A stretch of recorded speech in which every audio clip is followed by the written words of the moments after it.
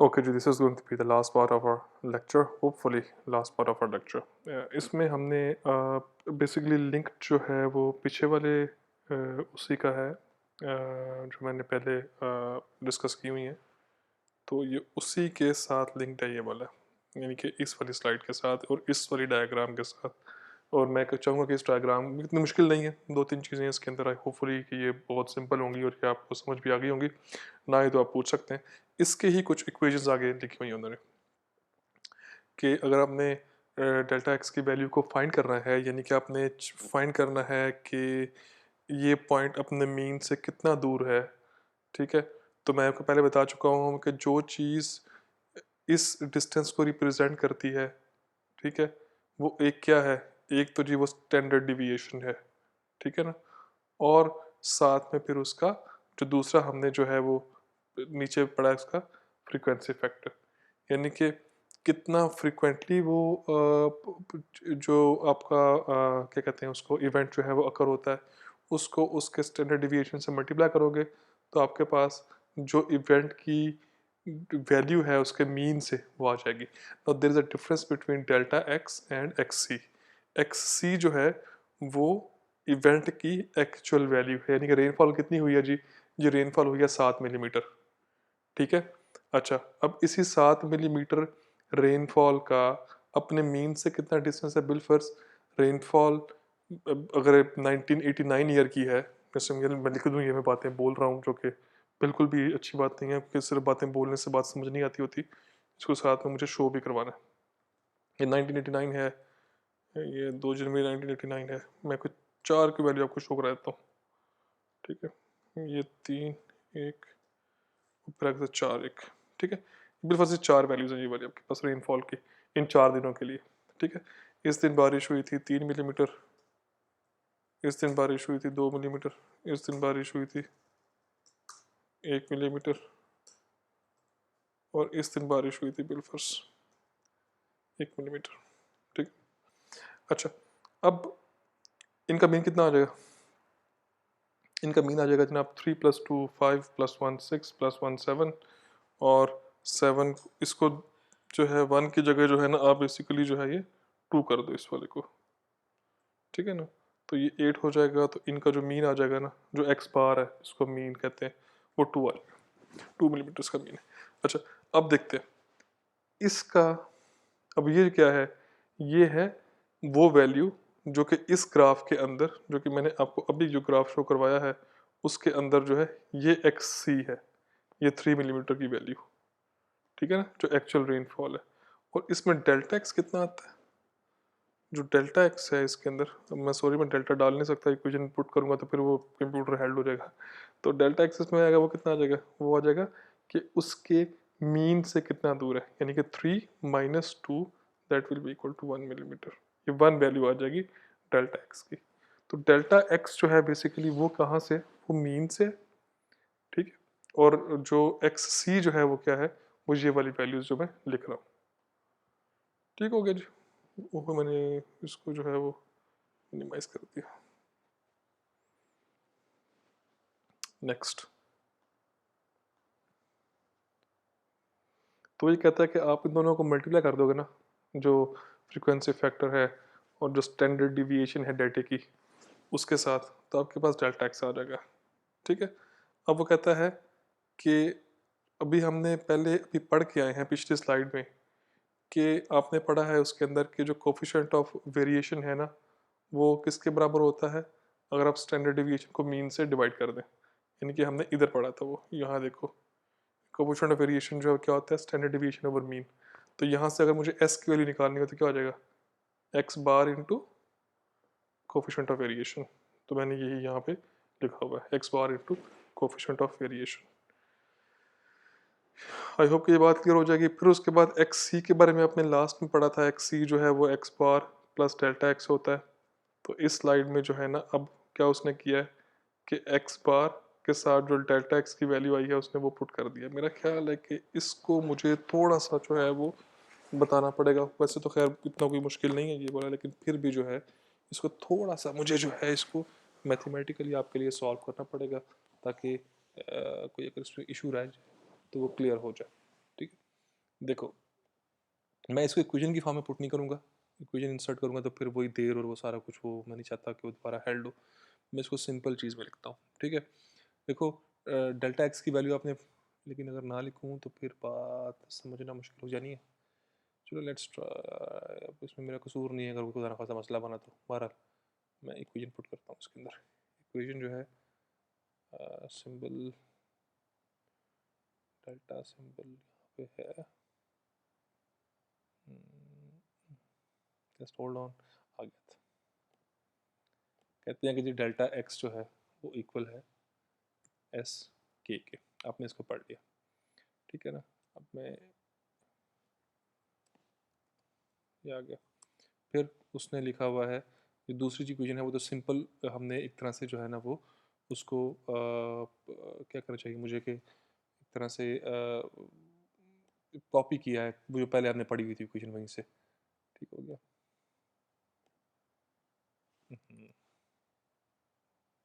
इसको मैक्सिमाइज करने दो।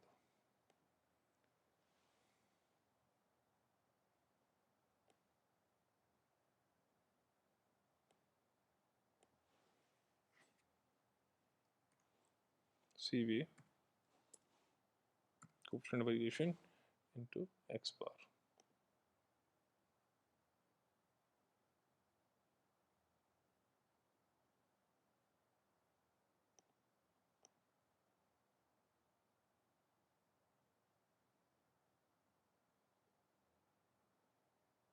I have no idea how to put bar on that. मैंने कहीं यहाँ पे ये रहा x bar, ठीक है। ये इक्वेशन जो है ना उसने आपको अभी जो है वो शो करवाई है। ओके, ये आ गया। नेक्स्ट जो है, अब ये आपने पढ़ी हुई है ये वाली, हमने पिछली ही स्लाइड के अंदर एक इक्वेशन पढ़ी है अभी जो है ना, ये देखो इसकी इक्वेशन थी कि एक्स सी जो है वो इक्वल टू होता है, मैं इसको लिख लेता हूँ इस इक्वेशन को। चाहता था कि टाइम ना इतना लगे लेकिन बारह लगाना पड़ेगा। तो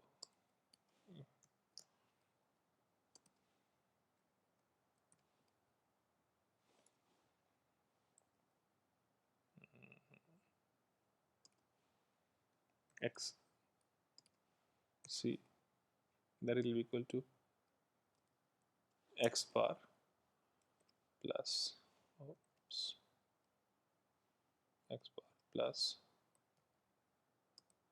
डेल्टा x, ठीक है, ये आता है। अब उसने इन तीनों इक्वेशनों की मदद से जो है ना चौथी इक्वेशन बनाई है। उसने इसके अंदर ही वो वैल्यूज पुट की हैं जो कि एक्स बार की जगह जो है ना उसने इसकी वैल्यू को पुट किया। देखो मैं इसको पुट कर रहा हूँ, थोड़ा सा उसने डबल स्टेप कर दिए थे, तो डबल स्टेप की वजह से जो है ना वो बेसिकली जो है ना ये कोई मसले बने हैं। तो मैं उस स्टेप को जो है वो सिंप्लीफाइड जो है ना वो करना चाह रहा हूँ कि ये एक्स बार है और डेल्टा एक्स को जो है अगर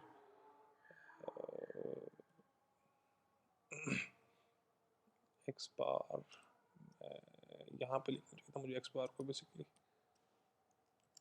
एक्स बार इस शुड बी इक्वल टू,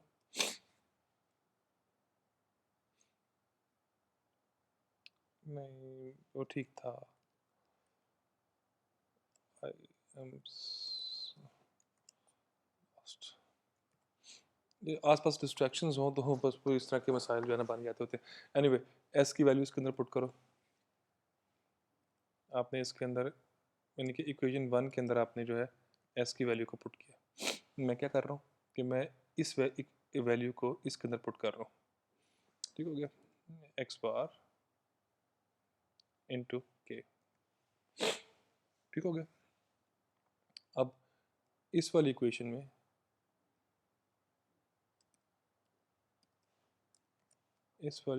में मैंने डेल्टा एक्स की वैल्यू जो है पुट कर दी। मेरा ख्याल है कि मुझे अब इक्वेशन ए भी लिखने की ज़रूरत नहीं, क्योंकि मैं आपके सामने ही पुट कर रहा हूँ, तो इतना कोई बड़ा मसला जो है ना वो नहीं है। अब सर आप गौर करो कि क्या ये वही इक्वेशन बन रही है जो ये वाली है, जस्ट एक्स बार को कॉमन ले लिया उसने और वही इक्वेशन बना दिया उसने, ठीक है। तो ये आ गया एक्स सी।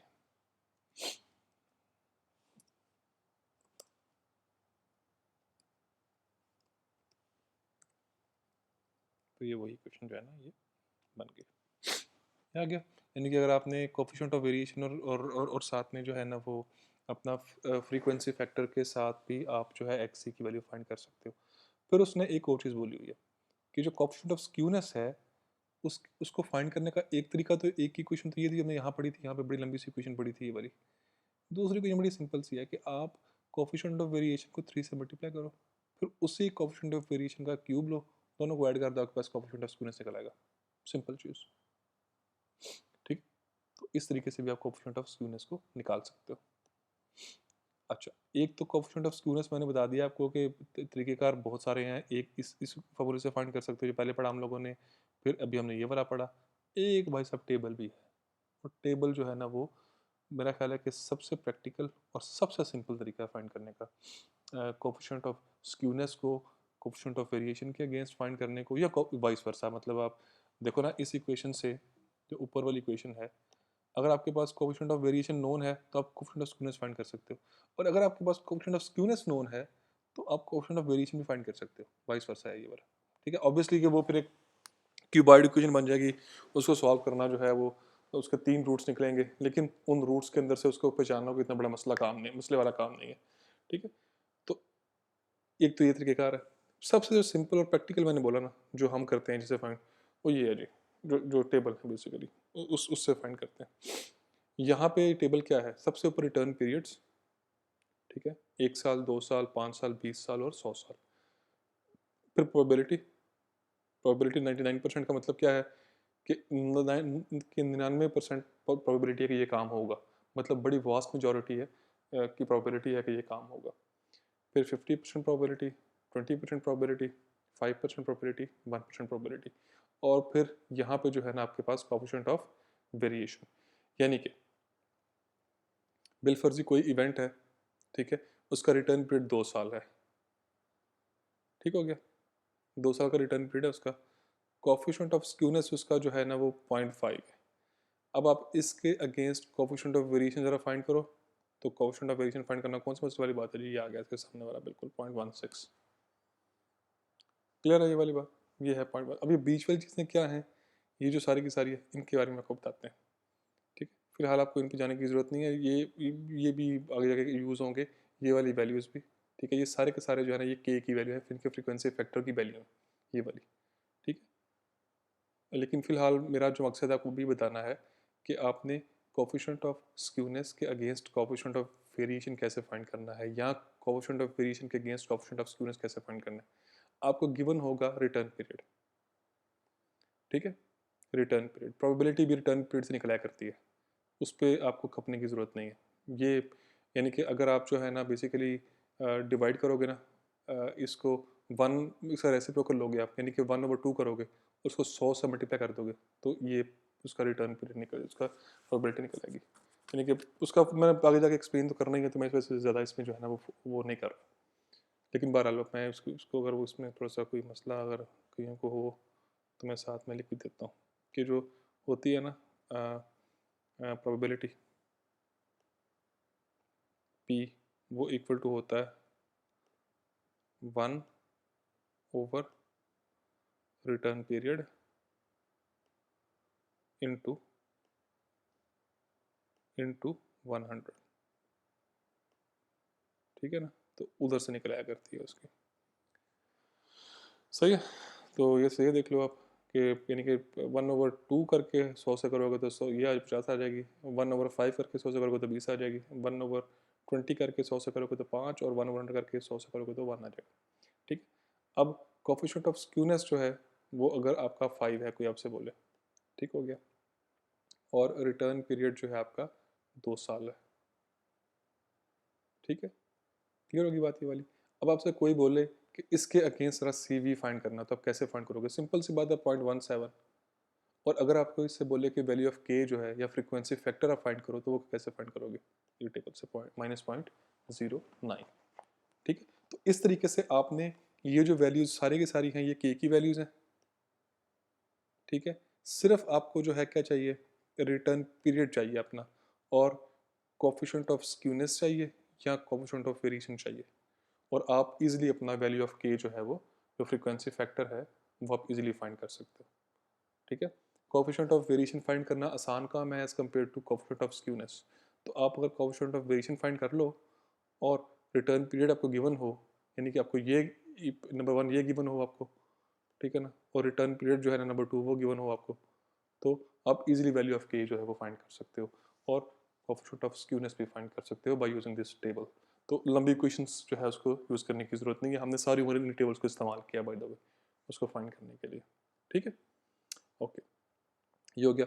रिटर्न पीरियड जो है उसको अगर फाइंड करना हो तो उसका ये वाला फॉर्मूला, ये क्या है, ये है equal T is equal to, where T stands for return period n plus 1। N क्या है, total number of rainfall events.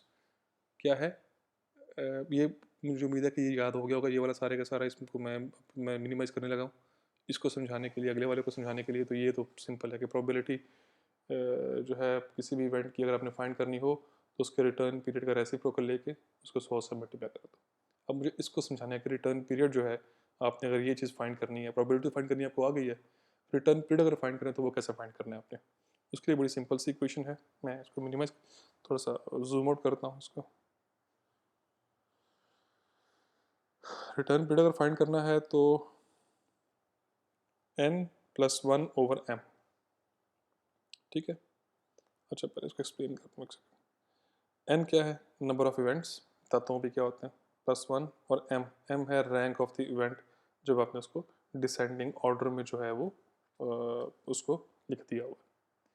मैं ज़रा पहले इसको एक्सप्लेन करने से पहले मैं एक छोटी सी बात पहले कर दूँ पहले, क्योंकि अगली चीज़ जो है वो थोड़ी सी तंग करेगी आपको। देखो कहता है कि जी बिलफर्स आपके, मैं भी ऊपर डेटा लिख कर ही आया हूँ और मैं लिख कर इसी मकसद के तहत आया था कि मुझे शायद जो है ये करना पड़े। जैसे देखो ये है ना आपका डेटा, 1 जनवरी को कितनी बारिश हुई, 3 मिलीमीटर। 2 जनवरी को कितनी बारिश हुई, 2 मिलीमीटर। 3 जनवरी को कितनी बारिश हुई, 1 मिलीमीटर। ये क्यों इतना स्लो हो गया,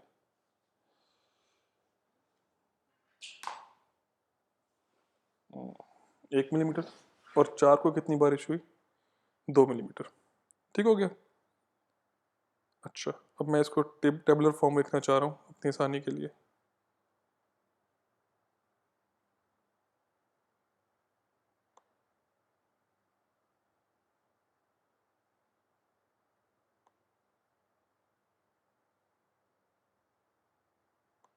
इसको ऐसे कर लेता हूँ मैक्सिमाइज।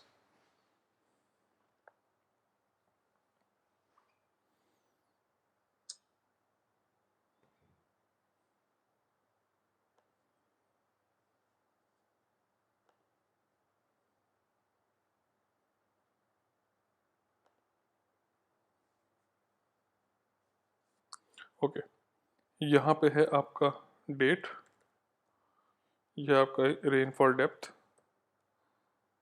ठीक है। यह है उसका रैंक जिसको कि हमने एम शो करवाया हुआ। इतनी की ज़रूरत आगे मैंने 2 एम ड्रॉ कर दी है। तो मैं बात करके आया था कि 1 जनवरी को बारिश कितनी हुई थी, 3 मिलीमीटर हुई थी। 2 को जो है ना वो 2 मिलीमीटर हुई थी। 3 जनवरी को जो है ना वो हुई थी 4 मिलीमीटर, नहीं 1 मिलीमीटर। और फिर 4/1 को जो है वो हुई थी 2 मिलीमीटर। ठीक है रैंक।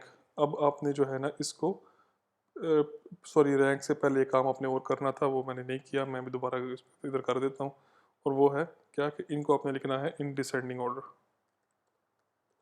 यानी कि डिसेंडिंग ऑर्डर का मतलब क्या होता है, डिसेंडिंग ऑर्डर का मतलब होता है कि इन इन डिक्रीजिंग पैटर्न आपने लिखना है।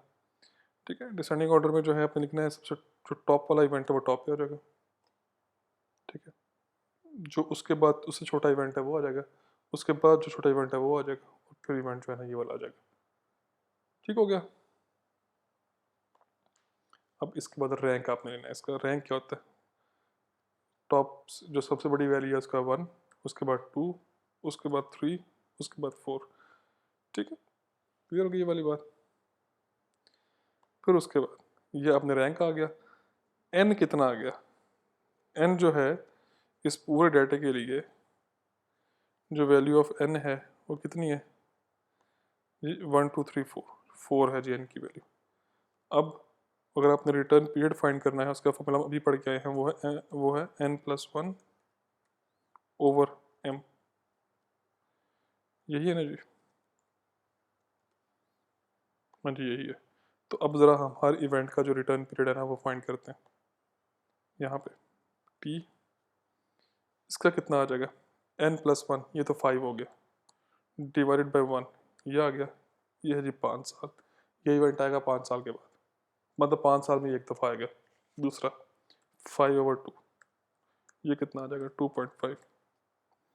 तीसरा क्या आ जाएगा, 5/3, जो भी आता है। फिर उसके बाद 5/4, जो भी आता है। तो इस तरीके से आप रिटर्न पीरियड जो है फाइंड करते हो। आई होप कि ये बात क्लियर होगी, इसमें कोई ऐसे मसले वाली बात नहीं है।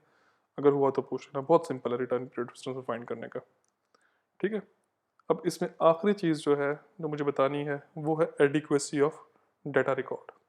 यानी कि जितना आपने डाटा कलेक्ट किया है, जितना आपने, मैंने बताया ना आपको, ऊपर बता के भी आया था आपको कि भाई आप जब भी कोई ऐसा एनालिसिस करना चाहते हो ना, तो आप हमेशा डाटे की लेंथ जो है कि जी मैंने 20 साल का डाटा चाहिए या 25 साल का डाटा चाहिए या 30 साल का चाहिए, कितना चाहिए, तो उसको देखने के लिए ना एक इक्वेशन है, और वो क्या है, वो इक्वेशन है y इज़ इक्वल टू, मैं इसको ऐसे मैक्सिमाइज कर देता हूँ ताकि बात वो चीज़ नज़र भी आए आपको ना।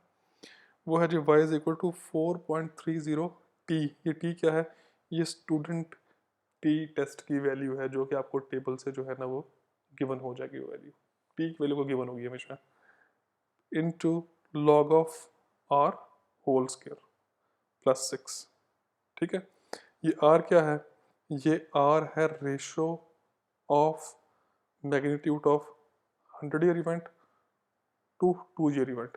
यानी कि जो इवेंट 100 साल के बाद आना है उस इवेंट की वैल्यू, यानी कि हो सकता है कि 100 साल के बाद जी 100 मिलीमीटर रेनफॉल आनी हो, और वो इवेंट की वैल्यू जो कि 2 साल के बाद आना है, बिल्कुल 2 साल जो रिटर्न पीरियड है उसका जी इवेंट की वैल्यू है 10 मिलीमीटर। दोनों को डिवाइड कर दो, आपके पास आर की वैल्यू आ जाएगी। यानी टी की गिवन है, आर की वैल्यू अपने खुद फाइंड करनी है। बड़ी सिंपल सी वैल्यू है कि जी 100 साल के इवेंट बाद जो इवेंट आना है, या 100 साल में जो एक दफ़ा इवेंट आना है उसकी वैल्यू, और जो कि 2 साल जो है ना उसके अंदर इवेंट आना है, उसका रिटर्न पीरियड 2 साल है, उसकी वैल्यू दोनों को डिवाइड कर दो। ठीक हो गया।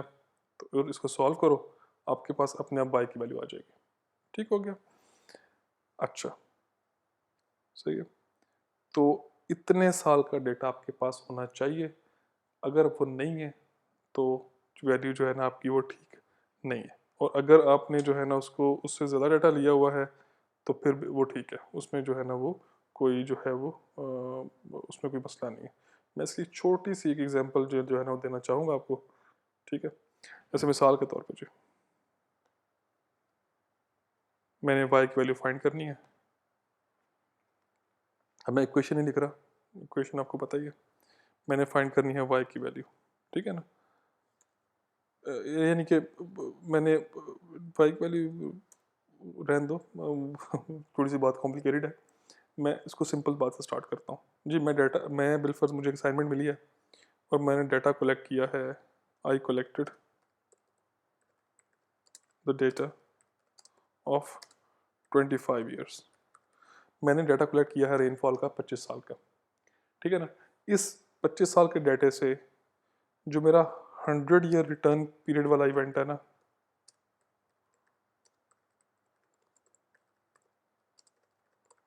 वो है जी बिलफर्ज 100 मिलीमीटर। ठीक है। और जो 2 साल वाला रिटर्न पीरियड का इवेंट है वो है जी बिलफर्ज इक्वल टू 10 मिलीमीटर। ठीक है। ठीक है, ये वाली बात। स्टूडेंट टी टेस्ट की वैल्यू जो है ना मुझे गिवन थी वो थी 0.250। सही है। अब मुझे बताएं कि क्या मैंने जो डेटा कलेक्ट किया है 25 साल का, ये मैंने ठीक किया है या मुझे इससे ज़्यादा करने की ज़रूरत है। ठीक है। अभी चेक करते हैं जी। y इक्वल टू होता है 4.30 t into log of r इसके होल का स्क्वायर।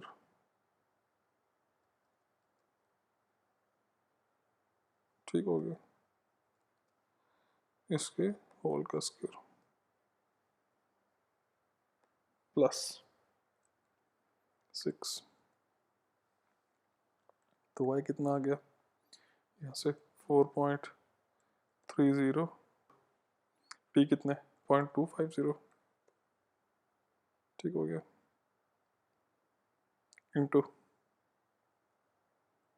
लॉग ऑफ कितना है r कितना है जी, r तो रेशो होती है 100 साल और 10 साल की, तो 100 डिवाइडेड बाय 10, इसका होल का जो है वो स्क्वायर आ गया।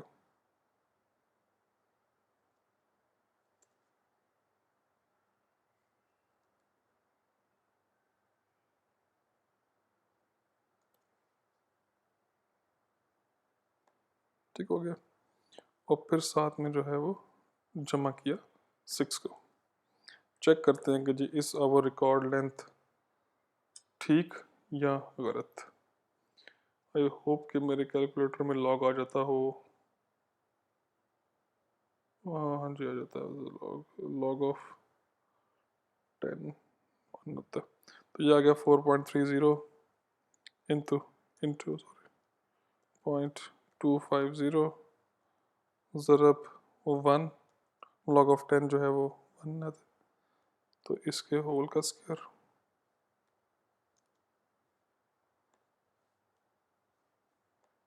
जमा 6।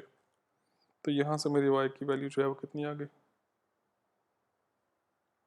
4.30 ज़रब 0.250, ये आ गया 1.075 प्लस 6, ठीक है, और ये वैल्यू आ गई 7.075 ईयर्स। यानी कि मुझे इतना डेटा रिक्वायर्ड था और मैंने जो है ना वो कितना डेटा लिया है, मैंने लिया है 25 साल का। अब वैसे तो खैर जो मैं जिस कंपनी में अगर काम करता हुआ और ये मैंने फाइंड किया तो वो तो जूते मारेंगे मुझे कि तूने इतना पैसा लगवा दिया हमारा डाटा खरीदने का, हालांकि तो 7 साल का रिक्वायर्ड था, लेकिन आई प्लेड सेफ। ठीक है, तो जो आप क्या कहोगे कि जो मैंने डेटा कलेक्ट किया है वो बिल्कुल सही लेंथ है और उसके अंदर जो है इस डाटे की ट्रू रिप्रेजेंटेशन जो है ये डाटा शो करवाता है। ठीक हो गया, तो इस तरीके से जो है आप चेक कर लें कि जो कलेक्टेड डेटा है आपका वो 25 साल का है, जो रिक्वायर्ड डेटा है आपका वो कितना है, वो आपने भी फाइंड किया कि कुछ 7 साल का चाहिए, यानी 25 साल कलेक्ट किया हुआ है, तो आपने ठीक डेटा की लेंथ जो है ना वो कलेक्ट की है, सफिशिएंट डेटा की लेंथ जो है ना आपने कलेक्ट किया। ठीक है, इसके अब आगे जो है वो एक न्यूमेरिकल है। ठीक है, जो हम न्यूमेरिकल जो है नेक्स्ट लेक्चर में करेंगे, ये काफ़ी कॉम्प्रिहेंसिव न्यूमेरिकल है, तो हो सकता है कि अगला पूरा लेक्चर मेरा जो है ना आधा इनफैक्ट वो इस न्यूमेरिकल को ही समझाते गुजरे। ठीक है, तो उसके लिए तैयार हो क्या ना, इंशाल्लाह हम नेक्स्ट में जो है इसको सॉल्व करेंगे, थोड़ी सी और चीज़ें हैं वो स्टडी करेंगे, तो वो नेक्स्ट लेक्चर जो 5th में हम जो है ना उसे करेंगे। ठीक है, तो आई होप कि बातें क्लियर हों, ना हुई तो मुझसे ऑब्वियसली सब बोला जो आपके सेशन जब भी होगा आपने उसमें पूछ लेना। ठीक हो गया, चलो सही, ऑल द बेस्ट।